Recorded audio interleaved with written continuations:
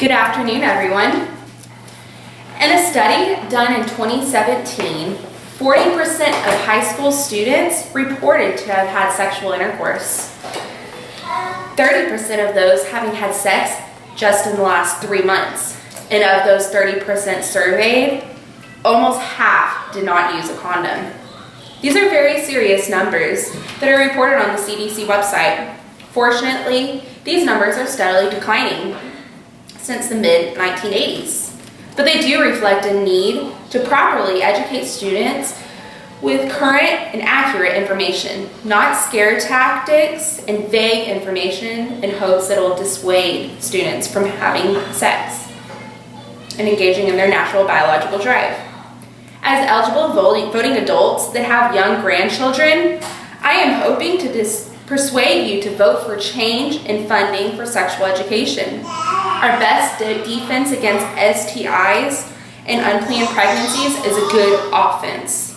We need to equip our teens with knowledge on proper education and give them resources to acquire that protection. I will start by informing you of what abstinence only until marriage sexual education is supposed to accomplish and why it's flawed, and how a proper sexual education for our youth would be beneficial. Let's begin by looking into abstinence only until marriage sexual education. According to Sexuality Information and Education Council of the United States, funding began in 1981 under the Reagan administration. It has cost over $2.1 billion in tax dollars. With that much funding, you would hope for an effective program. Abstinence until marriage is supposed to work by dissuading teens from engaging in sex by teaching them that abstinence is the only moral option.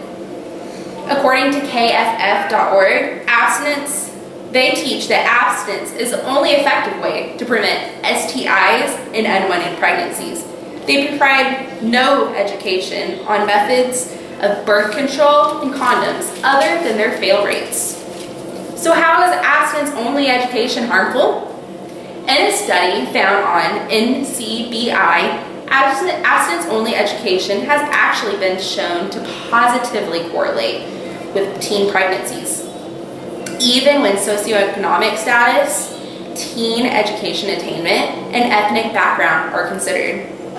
In an article on Forbes.com, abstinence-only education violates our religious rights by valuing one religion's beliefs above all others. It withholds vital information relating to STIs, and abstinence-only education also ignores the whole LGBTQ community. In 2004, a report based on 13 abstinence-only programs that was released by Planned Parenthood found that 11 of the 13 programs contain errors and distortions. They contain false or misleading information on the effectiveness of condom use, HIV prevention, and contraception. They contain false information on abortion, blurred religion and science, promoted harmful gender stereotypes, provided false, misleading information about the risks of sexual activity, cervical cancer, HIV risk, chlamydia, and mental health, with an addition of many other scientific errors.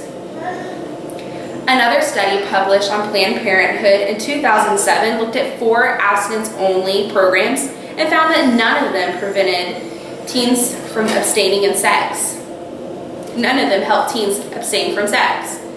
And none reduced the number of sexual partners when compared to teens with comprehensive sexual education. In fact, teens in these programs were far less likely to take preventative measures regarding to pregnancy and STI. In addition to abstinence-only education being ineffective, it is also unrealistic. According to Planned Parenthood, strong hormones are released during puberty that produce strong biological sexual desire.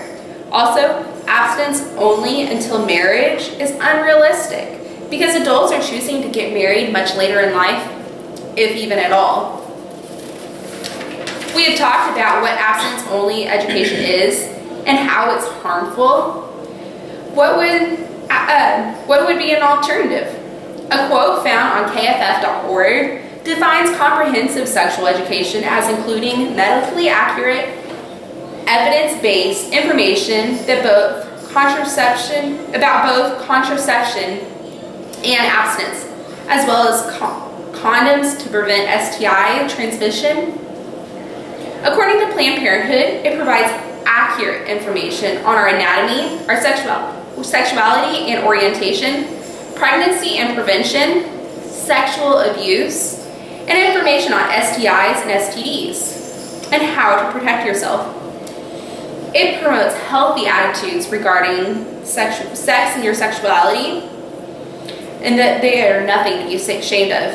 Teaches teenagers that they have no sexual obligations and that they have ownership of their own bodies to help prevent sexual abuse and give them the power to say no.